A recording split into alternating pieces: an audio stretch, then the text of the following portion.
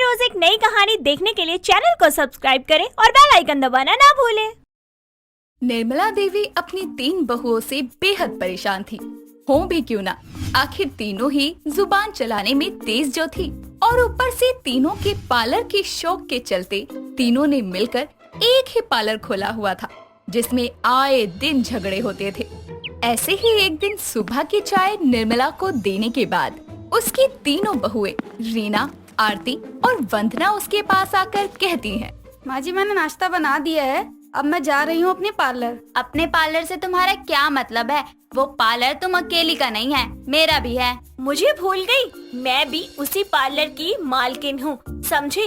और तुम ये क्या जता रही हो कि नाश्ता तुमने अकेले बनाया है? मैंने भी बनाया है। तो तुम माँ जी के सामने न ये ढोंग मत रचाओ कि तुम पहले घर का काम भी करती हो और फिर बाहर का भी करती हो। मुझे दिखाने की जरूरत नहीं है, मैं तो करती हूँ। हो गया तुम तीनों का, अपने काम मत गिनवाओ, यहाँ से जाओ और निकलो अपने अखाड़े के लिए। माँ जी वो अखाड़ा नहीं पार्लर है। जिस हिसाब से तुम वहाँ लड़ती हो ना, उसे कोई पार्लर नहीं अखाड़ा ही बोलेगा। अब मेरा सर मत खाओ और निकल लो। तीनों बहुएं अपने पार्लर के लिए निकल जाती हैं, जिसका नाम था 3 बहुएं पार्लर वाली। जैसे ही वो तीनों पार्लर ओपन करके उसके अंदर साफ सफाई करती हैं, कुछ देर में उस पार्लर में नितिका नाम की लड़की आती है, जो अंदर आकर बोलती है, सुनिए मुझे आईब्रो बनवानी है और बालों की थोड़ी ट्रिमिंग भी करवानी है। जरूर आइए, अंदर बैठिए। आरती इनकी आईब्रो बना दो और रीना दीदी इनकी ट्रिमिंग कर देना। क्यों, तुमने अपने हाथों में मेहंदी लगवाई है? नहीं ना, तो तुम ऑर्डर कैसे दे रही हो? खुद क्यों नहीं करती? मालकिन नहीं हो अकेली यहाँ की, समझ गई जो हुक्म चला रही हो। सही कहा दीदी ने, तुमको खुद करना चाहिए काम, लेकिन नहीं, तुम्हें तो कस्टमर के सामने यही दिखाना होता है कि तुम इस पार्लर की मालकिन हो और हम तुम्हारे नौकर। इतने से काम के लिए आप दोनों ने लड़ना शुरू कर दिया। अरे शर्म करो, आपके चक्कर में तो पार्लर ही बंद हो जाएगा। क्या बोला तुमने? हमारे चक्कर में? तीनों आपस में लड़ने लगती है। ये देखकर बेचारी लड़की जो अपनी आईब्रो करवाने आई थी, वो उनके झगड़े से डर कर वापस चली जाती है।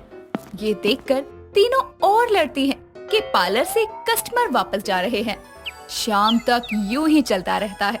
उन तीनों के झगड़े के कारण पूरा दिन कोई कस्टमर पार्लर में नहीं आता और तीनों दिन खत्म होने पर शाम को जब घर आती है तो निर्मला उनसे कहती है, आ गई तुम? चलो अच्छा है। वो मुझे कुछ पैसे दो, बाजार से सब्जियां लानी है। माँ जी पैसे?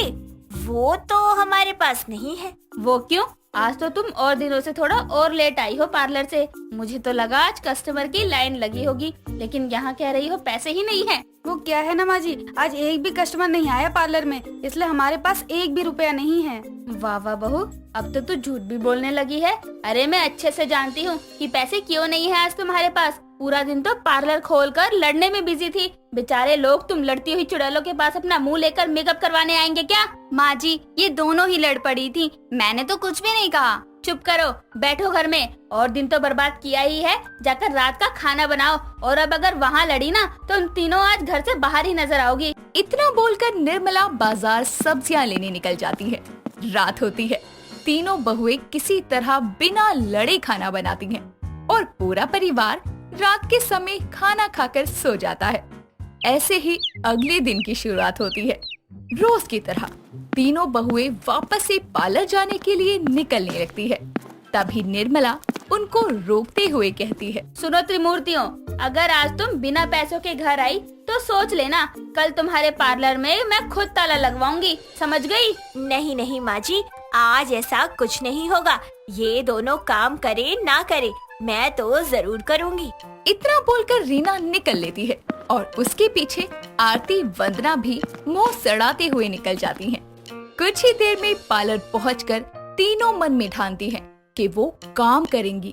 तभी एक आयशा नाम की लड़की पार्लर में आती है और उन तीनों को देखकर बोलती है, अरे सुनिए ना, मुझे मैनिक्योर पेडिक्योर करवाना है और ब्लीच फेशियल भी, तो सब हो जाएगा? जी जी जरूर हो जाएगा, आइए बैठिए ना। हाँ जी आइए आइए, मैं सब कर दूंगी। तुम क्यों करोगी? तुम ऑर्डर दो, मैं करूँगी सब कुछ। आइए बैठिए। प्लीज ऐसे लड़िए मत, आप में से कोई भी करे, मुझे बस बेस्ट चाहिए।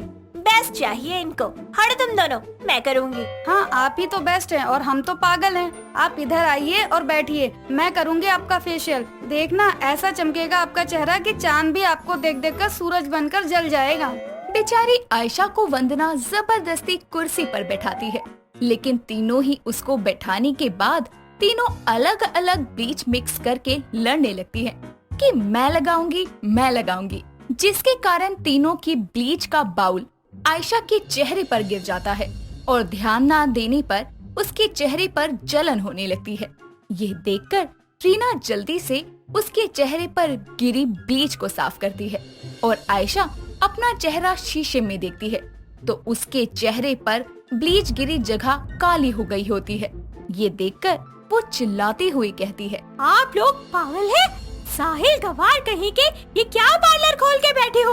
अरे मेरे चेहरे के ये दाग, ओफो, पता है इसके लिए मैं आप लोगों की कंप्लेंट कर दूंगी। यूं चुटकियों में आपका पार्लर बंद हो जाएगा। नहीं नहीं, ऐसा मत करना प्लीज, हम आपके आगे हाथ जोड़ते हैं। आप चाहे तो हमारे पार्लर से कोई भी क्रीम मेकअप फ्री में करवा लो, फ्री कर लो सब कुछ।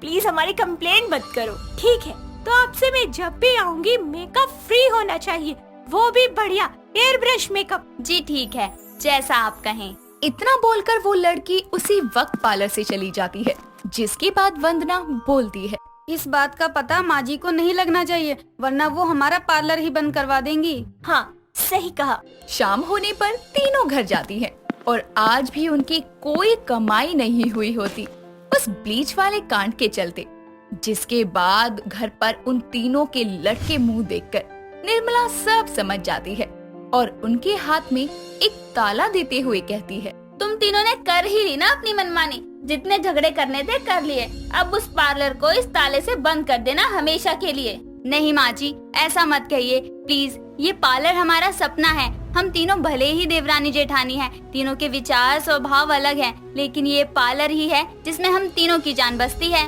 हाँ माँ जी, ये पार्लर नहीं होगा तो हम तीनों घर में खाली बैठकर पागल हो जाएंगी। मानते हैं आजकल कमाई नहीं हो रही, लेकिन आगे ऐसा नहीं होगा। प्लीज माँ जी, हम तीनों बहुओं का पार्लर बंद मत करो।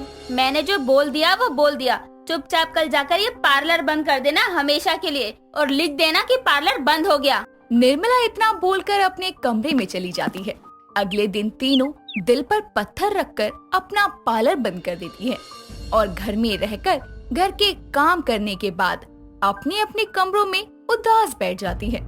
अब तो तीनों ने आपस में लड़ना भी बंद कर दिया था। ये देखकर रीना का पति आनंद अपनी माँ से कहता है, माँ, जब से आपने पार्लर बंद करवाया है ये तीनों तो हंसना, खेलना और लड़ना भी भूल गई हैं। आखिर इनको इतनी बड़ी सजा मत दो। बेटा अपनी माँ पर भरोसा रख, अगर मैंने ये फैसला लिया है तो कुछ सोच समझ कर ही लिया होगा। निर्मला भी अपनी बहुओं को बहुत प्यार करती थी, लेकिन उसने ये क्यों किया था, उसके पीछे भी उसका मकसद था। दिन गुजरते हैं। लगभग 1 महीने बाद निर्मला अपनी बहुओं को बुलाकर एक चाबी देते हुए कहती है, बहुओं, ये चाबी तुम्हारे नए पार्लर की है, जो हमारे घर से थोड़ी दूर एक अच्छे से मॉल में ओपन किया है। क्या? पर कब? माँ जी, और ऐसे कैसे? और आपने पार्लर बंद करने के लिए कहा था, फिर आप ही क्यों? हाँ माँ जी, बताओ ना। तुम्हारे पार्लर में एक लड़की आई थी जिसके चेहरे पर ब्लीच गिरी थी। उसने तुमसे हमेशा फ्री मेकअप की शर्त रखी थी। हाँ माँ जी, याद है। उस लड़की को अच्छे से पता था कि तुम बहुत लड़ती हो और उसने जानबूझकर तुमसे ऐसा काम करने को कहा कि तुम उसमें लड़ाई करके गलती करो और उसे फ्री में हमेशा मेकअप करवाने का मौका मिल जाए। उस दिन मैं पार्लर आई थी तो उस लड़की ने बाहर निकलकर कॉल पर ये सब बातें अपने दोस्त को बताई थी। मैंने उसकी वीडियो तो बना ली थी, लेकिन चाहती थी कि कुछ समय पार्लर बंद रहे ताकि तुम्हें पता लगे कि उसके बिना तुम्हारी जिंदगी कैसी है। पार्लर तुम्हारे लिए इतना ही जरूरी है तो उसे मिलकर प्यार से चलाओ, वरना ऐसे बहुत लोग आएंगे जो तुम्हारा फायदा उठाते रहेंगे। आपने सही कहा माँ जी, हमें माफ कर दो। अब से हम तीनों बहुएं उस पार्लर को एक साथ मिलकर चलाएंगी बिना किसी झगड़े के। हाँ माँ जी, और आप बहुत अच्छी हो। आई लव यू माँ जी। तो दोस्तों, कैसी लगी आपको हमारी ये 3 बहुएं पार्लर वाली कहानी? आपके आसपास भी ऐसी बहुएं हैं तो हमें कमेंट करके बताइए।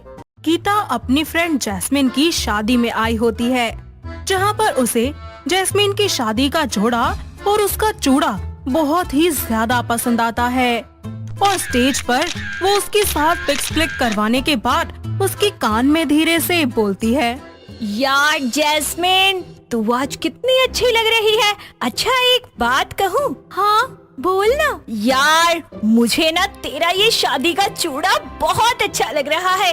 कहाँ से लाई है तू? मुझे भी पहनना है तेरे जैसा चूड़ा। पागल, ये शादी का होता है। शादी के दिन और शादी के बाद ही पहनते हैं इसे। चल तू अपनी शादी एंजॉय कर, मैं जरा पेट पूजा कर कर आती हूँ। इतना कहकर वो फूड सेक्शन में खाना खाती है और कुछ देर तक शादी में रुकने के बाद वापस अपने घर लौट जाती है। और 3 दिन के बाद वो अपनी फ्रेंड की शादी की पिक्चर्स को स्टेटस पर देखती है और उसने चूड़े के साथ बहुत सारी सुंदर सुंदर पिक्स जो लगाई होती है, ये देखकर वो खुद से कहती है, यार कितना सुंदर चूड़ा है। मेरा भी मन कर रहा है अब तो पहनने का। कुछ दिन यूं ही बीत जाते हैं।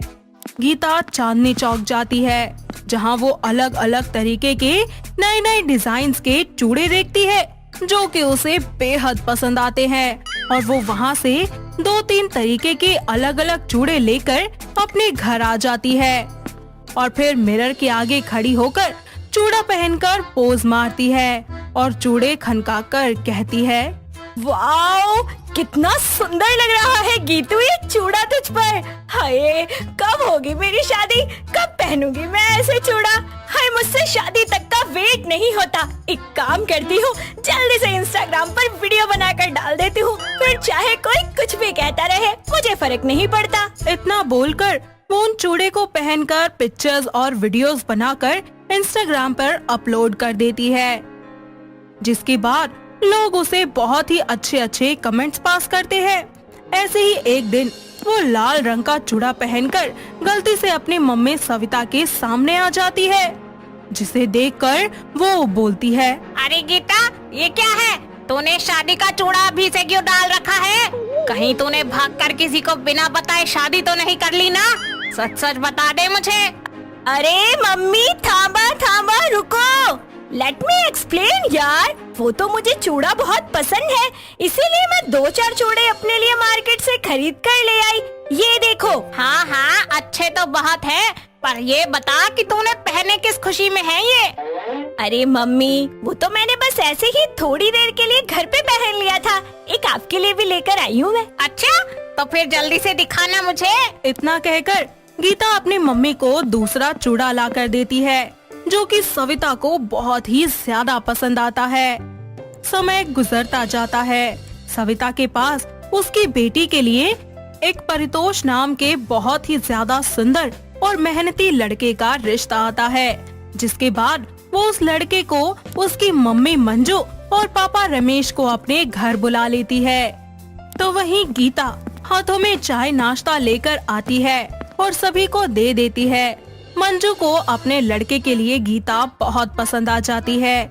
दोनों घर वाले आपस में बातचीत करके रिश्ता पक्का कर देते हैं और एक दूसरे को मिठाइयाँ खिलाते हैं। तभी दोनों पेरेंट्स की मर्जी से वो दोनों लड़का लड़की आपस में बात करने के लिए छत पर चले जाते हैं।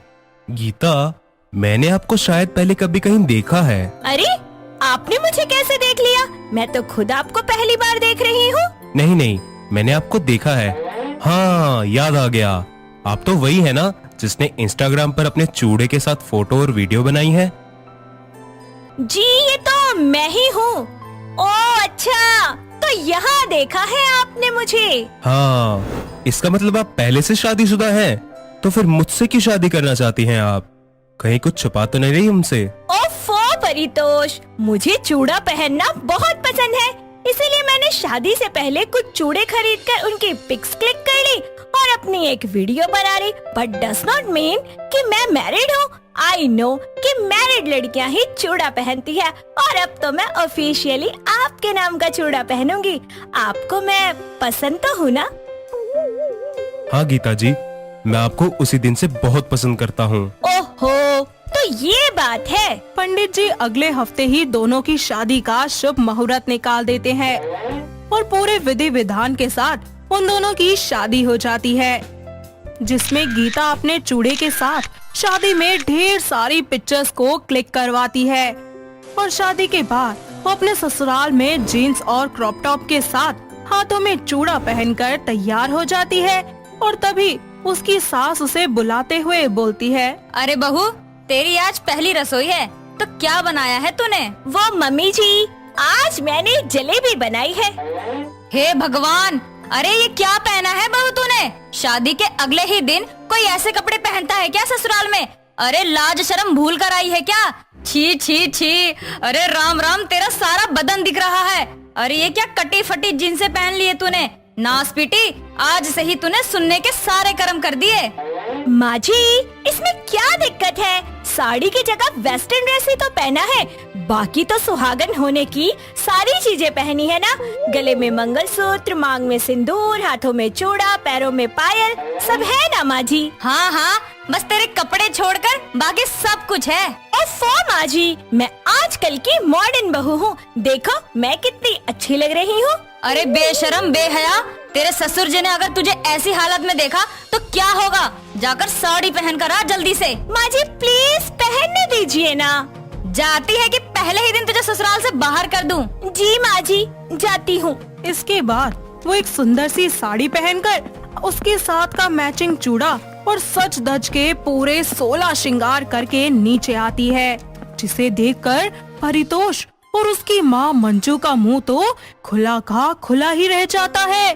तभी मंजू उससे बोलती है, अरे वाह मेरी सोनी बहू, अब देख खुद को कि तू कितनी सुंदर और संस्कारी लग रही है। बिल्कुल लग रही है ना कि नई बहू को जैसा होना चाहिए ससुराल में वैसा ही दिख रही है तू।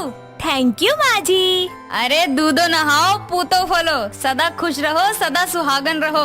और ये ले, मेरे पास कुछ है तेरे लिए। क्या माँ जी, जल्दी बताइए। गीता जैसे ही उस गिफ्ट को खोलकर देखती है, उसमें एक बहुत ही ज्यादा खूबसूरत सा चूड़ा होता है और उसे देखकर वो बहुत ही ज्यादा खुशी से उछल पड़ती है और बोलती है, माँ जी आप ये मेरे लिए लेकर आई है। Thank you thank you thank you thank you so much. आप दुनिया की सबसे अच्छी सासू माँ है और अब से मैं हमेशा साड़ी ही पहनूंगी, जीन्स को तो मैं हाथ भी नहीं लगाऊंगी।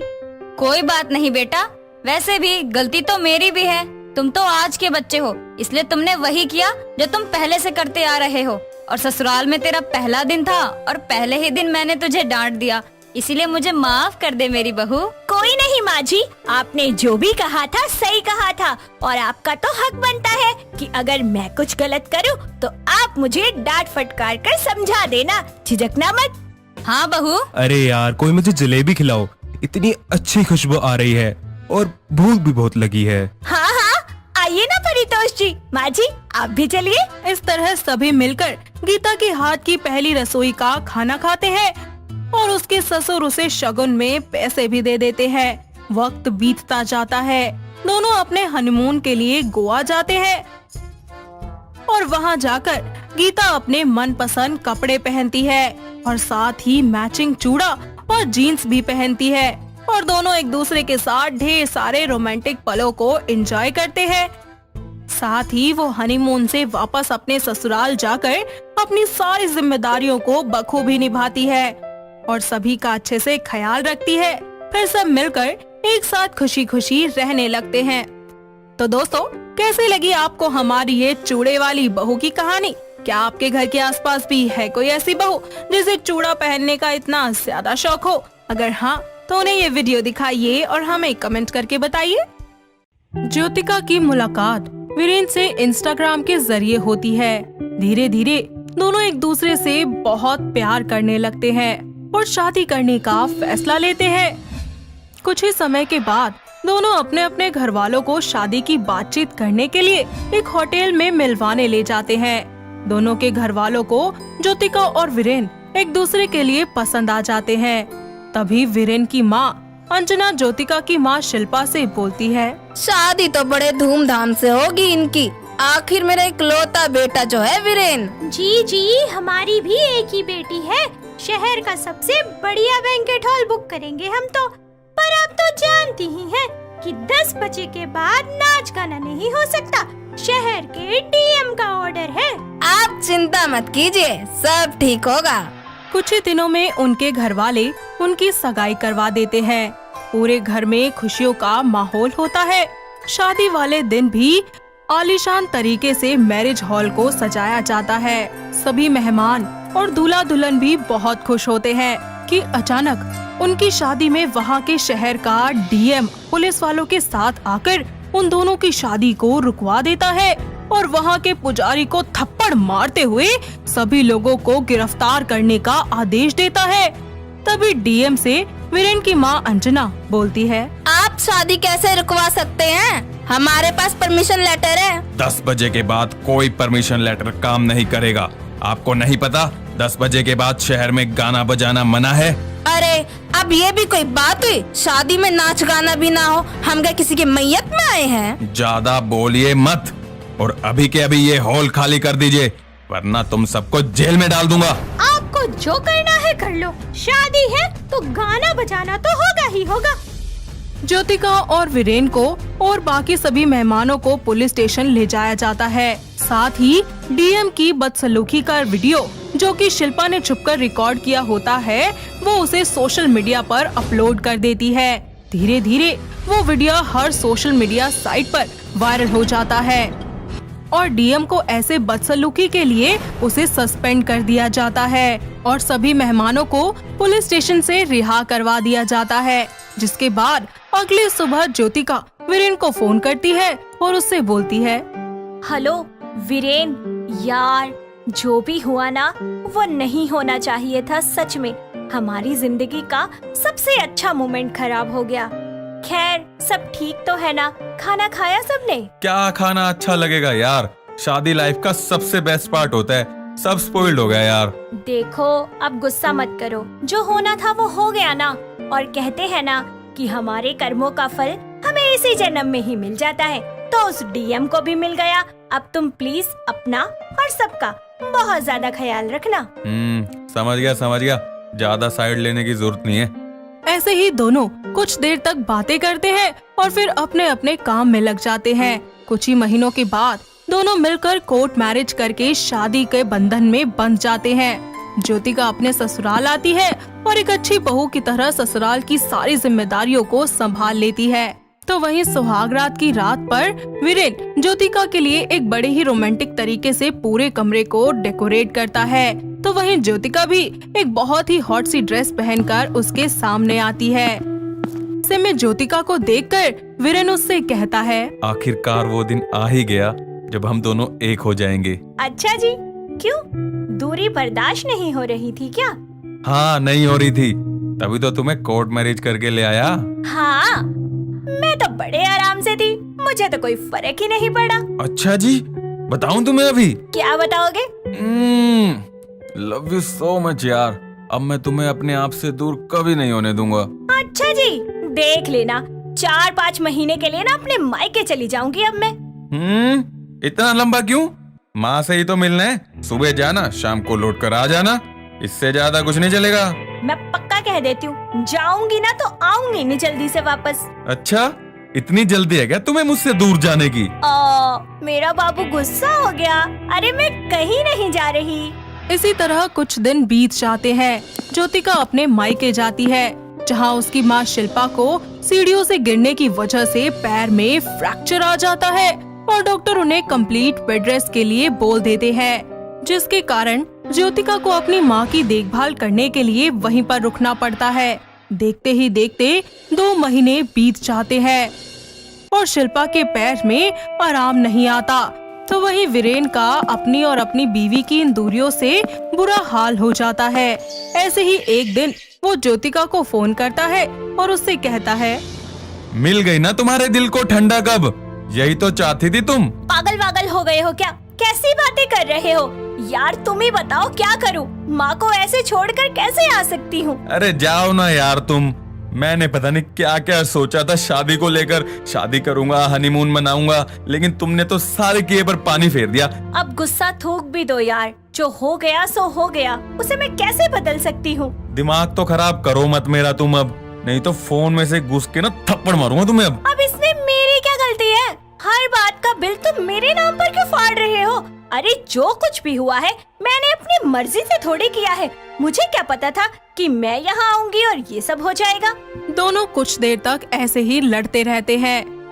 इसी तरह ज्योतिका अपने मायके में वीरेन को याद करती रहती है और फिर एक दिन उसे पता चलता है कि वो प्रेग्नेंट है।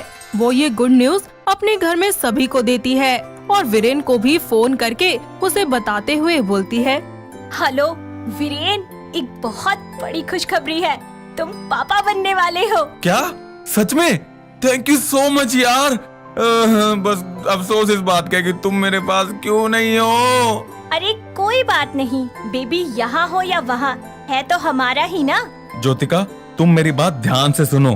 तुम अपना और बच्चे का प्रॉपरली ध्यान रखोगी। मैं इसमें कोई लापरवाही नहीं चाहता। हाँ बाबा, मैं कोई लापरवाही नहीं करूँगी। टाइम पे खाऊंगी, टाइम पे सोऊंगी, टाइम पे आराम करूँगी और अपना बहुत ध्यान रखूंगी। वैसे एक बात बताओ, हमारा बेबी बॉय होएगा या बेबी गर्ल? भगवान जो भी दे, मुझे तो सारे बच्चे अच्छे लगते हैं। हाँ, बच्चे तो सब अच्छे ही होते हैं। कुछ दिन यूं ही बीत जाते हैं और ज्योतिका टाइम टू टाइम अपना प्रेगनेंसी चेकअप करवाने लगती है।